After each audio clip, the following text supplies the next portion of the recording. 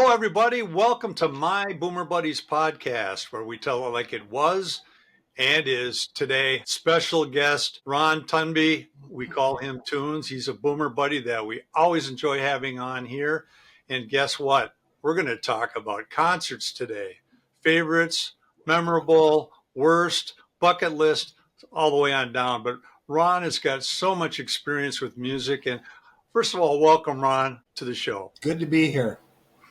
Talk about musical backgrounds. You come from a musical background as far as being a fan, and just tell us where that all started. When I was in my single digits, I loved the radio and loved pop music, and especially Motown. And I just started listening to the radio quite a bit. Grew up in Richfield, which is the suburb right next to South Minneapolis. Just loved the radio and started selling records in a record store in the mid-'70s. And that's when I was fortunate enough to get a lot of free tickets, which I don't even remember some of those concerts because I went to so many. But yeah, and then I became a record distributor in southern Minnesota. Yeah, going to concerts was a great thing. And I was lucky enough to go, for free quite often. Well, I'm similar to you, Ron. I grew up listening to the radio. It's been well documented on several episodes of my Boomer Buddies podcast that my mom was a teeny bopper, a teenager when she had me. So from Bandstand, the local radio stations, KDWB, WDGY, so on, I loved music. Let's start off, Ron, and talk about our first concerts that we attended. Do you remember your first concert? Yes, my first concert, and I can't remember exactly where it was. I think it was a theater in downtown Minneapolis, and this would have been about 1970, 71. But I saw Sean Phillips was a warm-up act for Poco. And I had some friends that liked Poco a lot, and I started listening to them, including their live album, Delivering, that was made about the same time. I still love that live album, but Poco was amazing. They had Jim Messina was part of that band with Richie Furay and some of the other people. I loved it. It was fun. I didn't have a whole lot of money back then, so I couldn't go to as many concerts as I wanted to. But yeah, I'll never forget that. And Sean Phillips is still a kind of a Minnesota favorite. He actually knew one of the teachers at Richfield High School. I think he came back a few months ago to perform somewhere in the Twin Cities, but I haven't seen him since then. But yeah, that was my first show, and memorable. My first show was when Ridgedale Shopping Center opened, and they had a band there to celebrate that opening, The Association, Cherish, Windy, Sure. Along Comes Mary, Everything That Touches You, so on. I was surprised because I just went to the opening not even knowing they were going to be there. And here I am, very familiar with them from the radio, and it was a nice surprise to see them. Yeah, it was 1974, a few years past their peak on radio, but it was still really fun to watch, and they were still talented. I'm going to reference them actually later in this podcast. You said that was at Ridgedale? Yeah. My best friend, he loved the Everly Brothers. And I did too. Obviously, around the world, especially British musicians, love the harmonies that the Everly Brothers had. We saw them at Northrop Auditorium at one point, and they actually performed for Southdale's anniversary. We live near Southdale, and they were in the parking lot of Southdale performing, and we went to that, and that was incredible. I actually was there too. Really? I was at the Southdale 30th anniversary. Yeah. And it was kind of a reuniting. That was a really big deal. And I just remember how cool it was to see them back together Yes. at Southdale, the first ever enclosed shopping mall. Yep, in the world, yeah. Yeah, and I remember, they were, like I say, they were loved by especially British musicians, but a lot of people patterned their singing after them. And with them traveling, I remember, was Albert Lee. He was considered one of the best guitarists in the world, and he would constantly get rated #1 in Guitar World magazine and all this stuff. And I remember thinking, well, that's the Everly Brothers. They can hire the best guitar slinger around just because they were so well known. So I always thought that was pretty cool. Yeah, and I remember seeing him on YouTube. It popped up for some reason, how talented he was. Anyway, that's cool. We were both there. Yeah. Didn't know each other then. No. Well, what is the furthest concert you traveled to? Well, we went to two in Wisconsin. One was the Rolling Stones, and I went with Joe Chesley, another boomer buddy, and some other friends of his, and we drove to Alpine Valley to see the Rolling Stones. So it must have been about 1989 or 90 when Steel Wheels came out. That was a lot of fun. I remember it pretty good. The sound was probably good, but I don't know. I like the sound in some of these auditoriums better. If they have a good sound system, I like that. It was cool sitting on Alpine Valley, eastern Wisconsin. It's got the big slope. People just sat on the big slope, and I don't know. There must have been more than a few thousand people there, but that was fun. The road trip there, and then Joe Chesley and I went to see Genesis in Madison one time. And I wasn't even that super big fan of Genesis. I liked them. I was more into their middle catalog of albums. I didn't know the ones really with Peter Gabriel that much. I just didn't never listen to them. But Phil Collins was the drummer, obviously, and the lead singer. And often he would go back and play the drums. Chester Thompson was the other drummer. And that was an amazing concert in Madison. I don't get up and dance much. In fact, I'm not a good dancer anyway. But it was such a good concert that I remember standing up with the crowd and just kind of bouncing to the music. I wasn't dancing, but feeling the music. And a very attractive young lady that was standing next to me looked at me and basically wanted me to dance with her. I said, no, thanks. Because I didn't want to, I'm not that much of a playboy anyway, but I didn't care to dance with this woman. I wanted to enjoy the music. So I remember that. And then on the way home, we must have been real tired. I wound up driving off the road and didn't wreck the car at all, but we went off into a farmer's field, and we got back off the highway and just thought, well, we're too tired to continue. And Joe must not have been up to driving. So it was probably pretty late. I'm sure it was after midnight.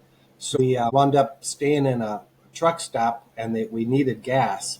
So we just stayed in the parking lot of this truck stop. And at that time, this would have been, I'm sure, in the 80s sometime. They weren't selling gas 24 hours, so we had to wait until early morning to get gas. And in the meantime, we couldn't run the car, and it was very cold. We'll both remember that we were freezing. Anyway, that was, and then in the last podcast, I talked about how we went to Omaha to see Todd Rundgren, and that's the story. You have to go back to Brushes with Fame to hear that story. But yeah, that's about it. Most of the concerts I've been to, I've been in the Minneapolis, St. Paul area. So I was lucky enough, till I was 21 or 22, I lived in Richfield, which is, like I say, south of the Twin Cities, or of Minneapolis.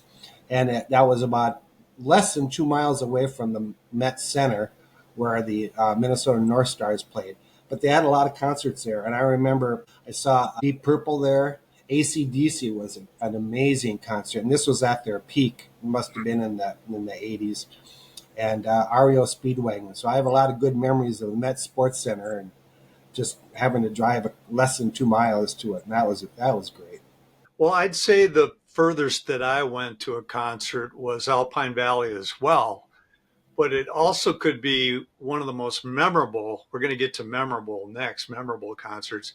Stevie Ray Vaughan, Eric Clapton, Jeff Healey, Robert Cray at Alpine Valley. And it was incredible. Stevie Ray blew everybody off the stage, including Clapton, but they were all great. And that's memorable for another reason, not just the great music. The next night, they did a second show. That's the night where Stevie Ray Vaughan crashed into the side of the hill, the mountain at Alpine Valley Very in sad. Wisconsin. Yeah. But that's the furthest that I went, and it was a good time. And another little side story, I worked for a company where I was able to have a company van, the single guy with a company van. Sure. And I drove 6 females to that concert that I knew. Nice. And several stories came out of that just from being there and meet. But anyway, after the concert, the lots congested at Alpine Valley, and we got behind a few limousines. They were pulling out, and it had some either big shots in there or maybe some of the band. We just followed the last limo right out. We got escorted out, And so we got out of Alpine Valley pretty quickly. So that was memorable for that Sure. reason. Okay, let's talk about our favorite concert. Well, I've got quite a few, but I'm just going to mention a few of them. Sure. I was lucky enough to be it wasn't the first Prince concert because he did a concert that didn't draw a lot of people, just neighborhood people up in North Minneapolis. But I saw him when his first album had come out. This was when I was working for the record company, and Warner Brothers actually gave us each a copy of his first album, and I listened to it, and I went, "Wow, this is really good." This young African American is, the fact that he played all these instruments, guitars and percussion and keyboards and synthesizers. I really liked it. The record company gave us tickets, and we saw him in one of the theaters downtown, and I don't remember which one, but it probably wasn't even sold out because he was still relatively new. And I remember thinking it was amazing. But what I remember mostly was that even though he was as soulful as he was with his music, he rocked. I mean, rocked with that guitar. And I thought, this guy can play everything. And I'll never forget that. And it turns out, yeah, in the top three easily of my favorite guitarists. And that's probably, even though I like every instrument and every band, if they're good, I love the guitar. And easily he's in the top three, if not number one, of my favorite guitarists ever. So that was Prince. Now, I also saw Tom Petty early on at another theater in downtown Minneapolis. I wish I remembered which one, but there's about three or four of them that had concerts regularly. And this was when Breakdown first came out. I saw him two times later after that at Northrop and then at the Civic Center. But this concert, for many years, was my favorite rock and roll concert. I liked his albums that I'd heard, the first few that he came out with, but he still hadn't become super big. But I remember him doing Breakdown. I'll never forget it. I watch a lot of movies and TV, and I see people having breakdowns. I honestly thought he was having a breakdown at the end of the song because he extended it, and it was amazing. And for a long time, even though the next couple times I saw him, he was great, this was so memorable. So that was Tom Petty. And I also got tickets when Meatloaf first came out. Oh, It was really cool. And once again, I was one of the first ones to have that album because Warner Brothers gave it to us. Might have been Epic, or we got tickets, and once again, it was at a theater downtown, and he was phenomenal. And then we were invited to the after concert party. And I remember, I think we got our picture taken with him, but I was too shy to talk to him, and everybody else wanted to talk to him anyway.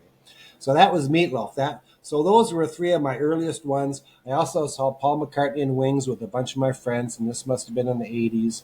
And Paul McCartney is obviously phenomenal, and we're lucky enough we're going to see him again in a month or two. He's going to be here in the Twin Cities, so that'll be cool. And you talked about Eric Carmen and the Raspberries. I got tickets for his concert, and I like the Raspberries a lot, but I didn't have a whole lot of money, and I probably didn't buy the tickets. Once again, I got free tickets. That's in my top 10 favorite concerts. I didn't expect it. But Sweet was the warm-up act, and they were a lot of fun. Really, really, a lot more talented than I remember, or that I thought from the radio. But when Eric Carmen came out, and this is when he came out with All By Myself, so he did the Raspberry songs, which were phenomenal. He played the songs from this All By Myself album. I think that was his first solo album. And he had two drummers, I remember that, and he played the guitar and played the piano, and it was phenomenal. I saw Loggins and Messina at the last second. I asked my wife, Barbara, if she wanted to go, and she wasn't up for it. So I said, well, I'm just going to go and see if I can get some tickets. Well, it was at the Target Center. It wasn't sold out. I thought it might have been sold out, but I got tickets. And I've always been a fan of Loggins and Messina. Even Loggins' solo stuff I loved. But Loggins and Messina put on a fabulous show, and I remember Jim Messina was with Poco for a few albums, and Buffalo Springfield and some other stuff. And Richie Fury was the lead singer of Poco. While halfway through the concert, Jim Messina introduced Richie Fury. And I hadn't seen Poco since that first concert. And he came out and sang three or four of their songs that they did together. So that was incredibly memorable. But I got to say, one of the best concerts I've ever seen. For a long time, I said it was my favorite, but it's hard. It's like a kid. It's hard to pick the favorite. But my best friend, this would have been in the mid-'70s, said, let's go see Harry Belafonte. And I thought, oh, I don't know. The guy, he's on Johnny Carson. He comes out and sings Deo. That's okay. And, I just don't know if I can get into his music. And he said, come on, let's go. It's at Orchestra Hall. Well, when people order tickets at a lot of places, if they don't come pick them up, then they sell them to the public. So we went there about an hour before the concert started, and we wound up getting these tickets that people had turned it back in. And we sat, I'd say, about the 15th row in the middle of Orchestra Hall. And I said, okay, let's see how good this is. For a long time, I said that was the best concert I ever had. He came out, he had so much stage presence. He looked so cool. He sang these songs, and he had this incredible band with him. And he said, yeah, for this guitarist and piano player, I went to Brazil, and I happened to go to a place that was on a mountaintop in Brazil, and I found this guy. And he looked like he was about 80 years old, but he played both the piano and the guitar for Harry Belafonte, and it was phenomenal. Once again, it took my wife Barbara and our daughters to see him again later on, and that was great. But I'll never forget that first concert with Harry Belafonte. I'd have to say my best concert that I ever went to, my brother Tim won tickets from a local radio station. It was to see Yes, Joe Chesley's favorite band. I've always liked Yes, but as a Moody Blues guy, for progressive music, it turns out it was in the orchestra pit and they put chairs right up against the stage so you could put your elbows or your feet up. I'm right in front of Steve Howe, and watching him play was amazing. And the bass player, Chris Squire, I was laser focused on the whole concert. And he locked eyes a few times and he knew that I was enjoying what he was playing. But let's see, that was November 18th, 1997 at the State Theater, downtown Minneapolis. Wow. Oh, okay. And they had a conglomeration of Yes members. They had Trevor Rabin there, Steve Howe. They did Owner of the Lonely Heart, which Trevor crushed on that. I found the set list online, and the last song they played before the encore was I've Seen All Good People. Oh, The encore was Roundabout, and the second encore, Starship Trooper. pretty cool. The musicianship and the up close inside baseball look I got at everybody playing, you could see the emotion on their face. That made that the best concert of all time that I've ever been to. I'm surprised Joe didn't call me up, because I did go see Yes twice, and I must have been with Joe because he's Yeah. Mr. Yes Man. And I saw him once with Trevor Rabin. That's phenomenal that those two guitarists played together. But yeah, we saw Owner of a Lonely Heart. But at the one time I saw Steve Howe, it was at an auditorium. I don't know which one. I just looked it up within the last year. He does an acoustic song that he's famous for, and I can't remember what the name of it is. It's 3 or 4 minutes long, no singing, just him playing acoustic music. I looked it up on Spotify and I did find it, but I forgot the name. I'll never forget. It's acoustic, and I love electric guitar, but I love acoustic guitar. And while he played it, and it's just this fun, jaunty kind of fun song, he was dancing to it. He wasn't standing there; he was dancing while he was playing the acoustic. Phenomenal. Another favorite slash memorable concert. I went with my wife and my parents to the east parking lot of the Mall of America to see the Moody Blues, and that was June 29th, 1997. And it was an evening concert outside. Their music is just heady and Yep. dreamy. Atmospheric, yeah. Yeah, atmospheric's a good way to say it. And it was just so wonderful. I remember we were rushing back to the car to the ramp to try to beat the crowd out of there. And my dad's hustling. He must have been in his mid-60s then. He goes, geez, Rick, those guys are better than the Beatles.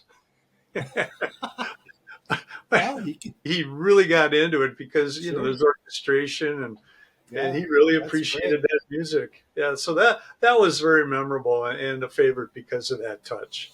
One thing I found out with concerts is I wish I would have seen some of these bands before their members had changed or passed away. Like Deep Purple was my favorite rock group for a long time, and I did see them in '72, I believe it was, at the Met Sports Center, and that was great.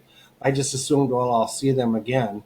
And within 5 years, Richie Blackmore leaves the group. They just kept changing members, and they did reunite at one point. But I think I was so busy raising a family and working, keeping the house going, and I didn't read all the trade magazines. I didn't realize they reunited for like a year and a half.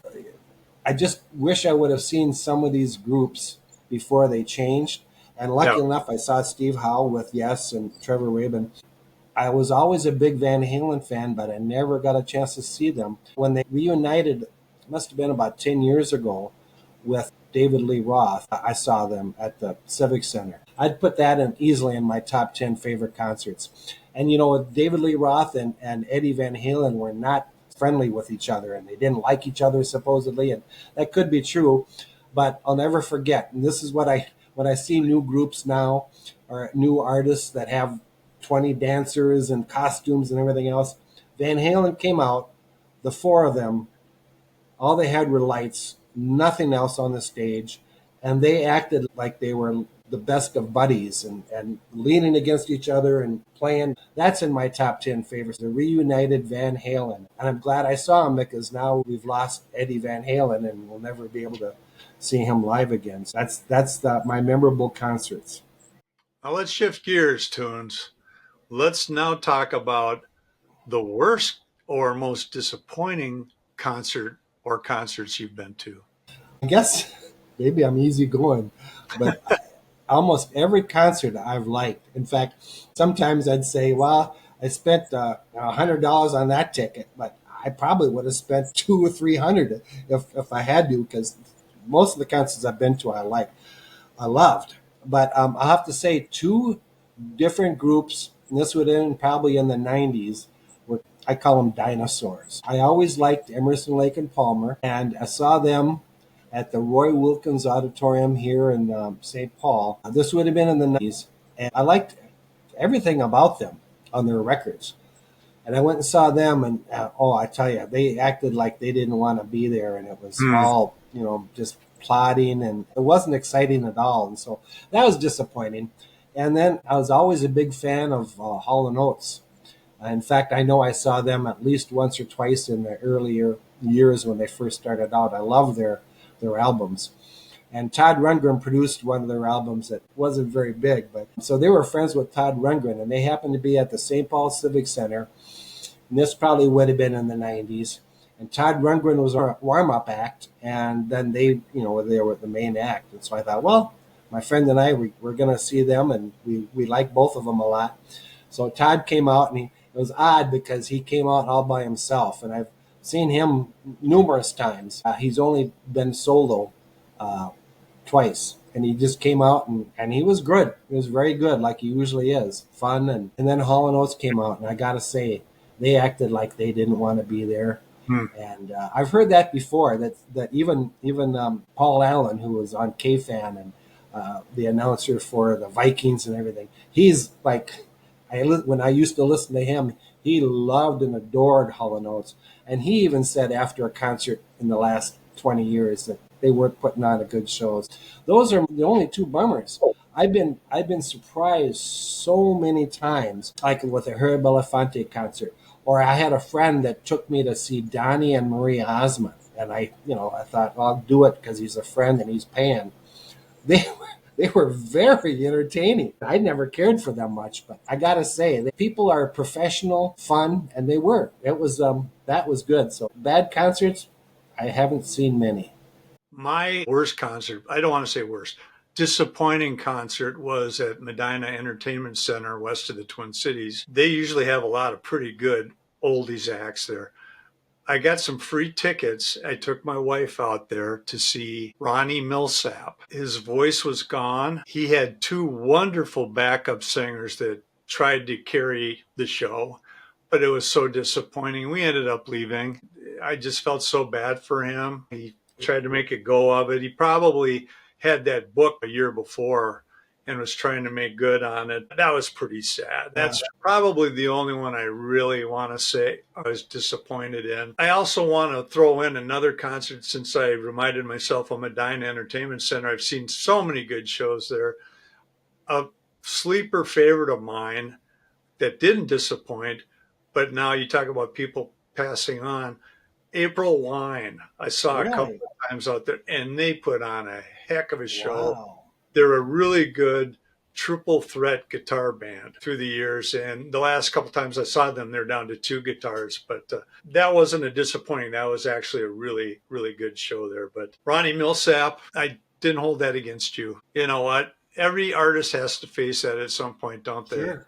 With Deep Purple, Ian Gillan, he can't scream and sing like he used to, but it's still very, very good. Joe Chesley and I went to see Deep Purple with Judas Priest, and I didn't know a lot about Judas Priest. I knew their hits. Went to Spotify and listened to their latest album. I gotta say, they were as good as Deep Purple. Their singer, can't remember his name, but he was spot on. And this was within the last 10 years, and he's got to be in his 60s or 70s. So it's really cool. It's sad when people lose their voice, and it's bound to happen. Let's talk about bucket lists, people that you wish you could have seen, or people that are still holding up pretty good that you want to see. Yeah, got a few written down. I could probably come up with more. I finally saw Green Day here in St. Paul a couple months ago on the Harriet Island, and that was everything I expected. Green Day. I always wanted to see them. The ones I haven't seen, I want to see Stevie Wonder. I've been a Motown fan for years, and he played one song at a Prince tribute thing at the St. Paul Civic Center. It was just kind of one song, and he kind of just played the harmonica most of the time. Well, there's a lot of other entertainers there. I'd love to see a full concert with Stevie Wonder. I'd love to see the Foo Fighters. I'm afraid every time they come into town, it's going to be sold out. And I don't like going through all that stuff online and everything else. Yeah. Anyway, the Foo Fighters. And I also get a big kick out of, and I think it would be very entertaining, is Ringo Starr and his All-Stars. Yeah. He goes around the country with all these different people, including there's been Todd Rundgren, which I'd love, and Steve Lukather from Toto, and Colin Hayes from Men at Work. Anyway, he travels with a lot of these people. They all do their hits, and then he does his hits, including, I'm sure, a few Beatles songs. I'd love to see Ringo Starr and the All-Stars, because and now I think he even canceled his last tour like a year ago, but now he's touring again, and he's not coming to the Minneapolis, St. Paul area. So those are my bucket lists, and I could probably come up with some more later, but for now, that's it. Yeah, I've got a few, but I think if I had to choose one artist I'd want to see because they still have the goods, Justin Hayward from the Moody Blues. It's more of an intimate setting. I think he's got a guitar player and flute player and a keyboard player, vocalist. I've seen some YouTube concerts from them, and I would love to just in a small setting see him because so many of the Moody Blues songs I really loved, and they took me far away in my head. He wrote those songs. Right. That would be the bucket list for me. So how many times did you see them? Just that one other time, or A couple of times. a couple of times? Yeah. Yeah. I saw them with Chicago once, which was, kind of strange, but it worked. Since my teenage years, that was my go-to band. And we'd be remiss, Ron, as we wrap this up, if we didn't mention our favorite local band, which unfortunately is no more, Gypsy. Oh, yeah. James Walsh became our friends. He was just an incredible, kind man who took us in like strays and let us talk and ask questions. He acted like we've known him for years, and yeah, he was amazing. I was fortunate enough to see him twice. My wife Barbara, I said, because she didn't go with me either time, and I said, you've got to see him again. And unfortunately, we weren't able to. But yeah, I can't say enough about Gypsy. and James Walsh. Shout out to his widow, his wife Terry Walsh, who is a wonderful guest on My Boomer Buddies podcast. She is Yes. Ace. We call her Yes. Ace. We're very happy that she is a Boomer Buddy. Well, Ron, it's been really fun talking. We just scratched the surface. Maybe we'll do some other episodes. We do nostalgic programming on My Boomer Buddies podcast, music, old records, old TV shows, old movies, history. We cover anything boomer nostalgic topics, and we would love to hear comments from you. Go ahead, if you're watching on YouTube, comment on what you think of this topic, what you want to see. Favorite concerts? Yeah, that'd be great to hear from other people. And I just want to say one thing I've learned is people should go to as many concerts as they can because you just never know when you're going to hit something. And if you like somebody, go to it. My kids, that sometimes I go, I wonder if I should go to this concert. And they would go, Ron, you got to go. And yeah, and I'm glad I went. I pull the trigger and go. Great advice. And make sure you subscribe, share, like, and comment on YouTube. And if you're listening on audio like Buzzsprout or Spotify, go ahead and just give us a good review on there and get the algorithms up there. I know a lot of people watch on YouTube and need to actually subscribe. That'll really help the numbers as well. Ron Tunby and I, we appreciate you. For Ron Tunby, also known as Tunes, I'm Rick Reed. Until next time, we'll see you Around the block.